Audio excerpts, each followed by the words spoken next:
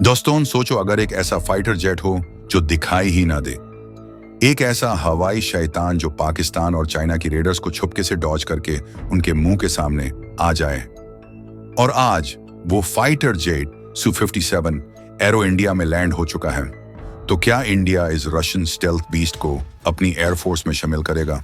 क्या ये F-35 का बेस्ट ऑल्टरनेटिव है या एक और गलती होने वाली है? आज हम बात करेंगे Su-77 के बारे में, उसकी ताकत, उसकी कमजोरी और सबसे बड़ा सवाल, क्या इंडिया को यह लेना चाहिए या नहीं। वीडियो को एंड तक जरूर देखना और अगर कंटेंट पसंद आए तो सब्सक्राइब करना ना भूलना। दोस्तों, एरो इंडिया एक ऐसा इवेंट है जहां दुनिया भर के फाइटर जेट्स आते हैं, डील्स होती हैं और नए डिफेंस एग्रीमेंट्स तय किए जाते हैं। और इस बार रशिया ने अपना Su-77 फिलॉन इंडिया में डिस्प्ले किया है। लेकिन सवाल यह उठता है, क्या इंडिया इस फाइटर जेट को खरीदेगा? अब एक और छोटा सा फ्लैशबैक लेते हैं। इंडिया पहले ही रशिया के साथ FGFA 5th generation fighter aircraft programme में था, जो Su-57 का इंडियन वर्जन होता। लेकिन इंडिया ने 2008 में इस डील से अपने हाथ खींच लिए। क्यों? क्योंकि उस वक्त Su-770 उतना मैच्योर नहीं था। लेकिन अब 2050 आने वाला है और दुनिया भर के देश स्टेल्थ फाइटर्स ले रहे हैं। तो क्या इंडिया को Su-77 लेना चाहिए?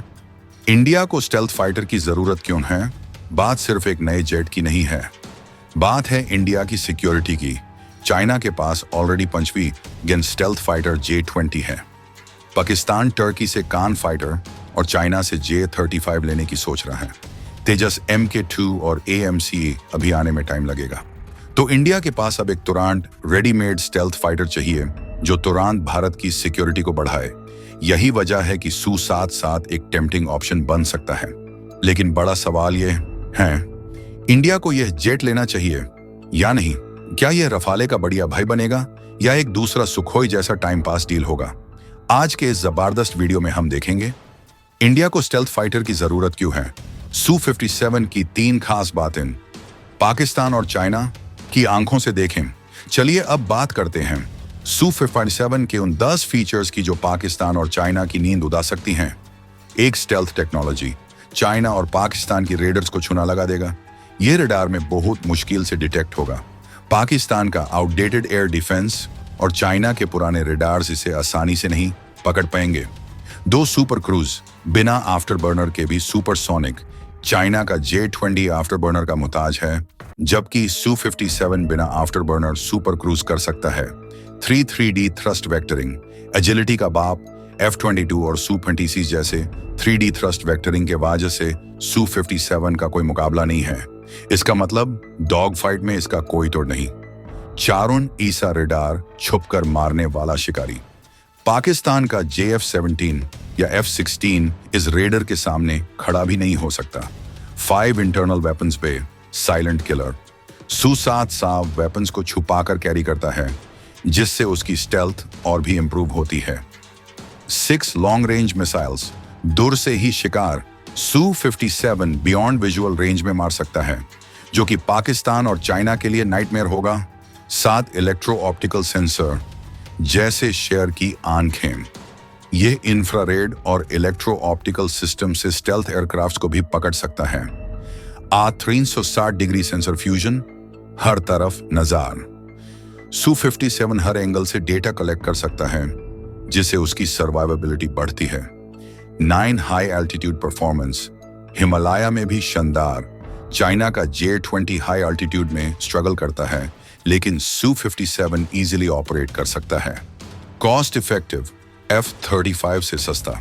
रशिया का कहना है कि Su-77 F-35 से सस्ता पड़ेगा और इंडिया के बजट में फिट हो सकता है। क्या इंडिया को Su-57 खरीदना चाहिए? बाय करने के रीजंस, अफोर्डेबल ऑल्टरनेटिव है F-35 से। रशिया हमारा ट्रस्टेड पार्टनर है। चाइना और पाकिस्तान की अगेंस्ट एक रेडीमेड स्टेल्थ फाइटर मिलेगा। इसका एजिलिटी और डॉग फाइट कैपेबिलिटी बहुत स्ट्रांग है। मत लेना के रीजंस, Su-57 अभी भी प्रोडक्शन में प्रॉपर मैच्योर नहीं है। इंडिया अपना AMCA डेवलप कर रहा है, तो फॉरेन जेट लेना शॉर्ट टर्म फिक्स होगा। इसका रेडर क्रॉस सेक्शन F-35 जितना लो नहीं है। F-35 का टेक्नोलॉजी और सेंसर्स Su-57 से बेटर हैं। Su-47 वर्सेस F-35 इंडिया के लिए बेस्ट कौन सा? F-35 एक फुल नेटो स्टैंडर्ड जेट है, लेकिन यूएसए इंडिया को इसे देने में हेसिटेट करेगा। Su-57 में सुपर मैन्यूवरेबिलिटी है, लेकिन F-35 का स्टेल्थ लेवल अनमैच्ड है।